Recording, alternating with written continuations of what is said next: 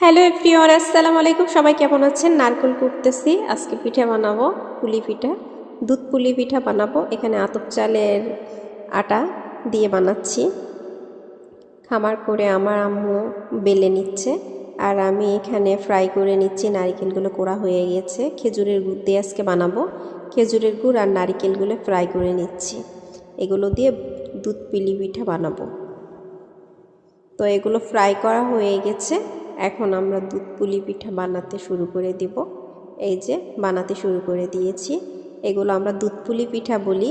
কে কার এলাকায় দেশে কি বলেন জানি না, আমরা দুধ পুলি পিঠা বলি। তো অনেকে অনেক রকম করে বানায়, আর আমি বানাই যেমন করে সেটাই আপনাদের সামনে আনলাম।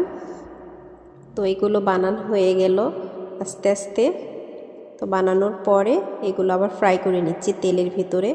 আমি তেলের ভেতরে ফ্রাই করে নিয়ে দিই। অনেকে দেয় না তেলে ফ্রাই করে, কাঁচাই দেয়, ভাপ দিয়ে দেয়। আমি তেলে ফ্রাই করে নিয়ে দুধের ভিতরে দিচ্ছি। দুধটা চিনি দিয়ে জাল করে নিয়েছি। এর ভিতরে আস্তে আস্তে কাঁটা চামচ দিয়ে ফুটো করে দিচ্ছি, ছেড়ে দিচ্ছি। অনেক টেস্টি একটা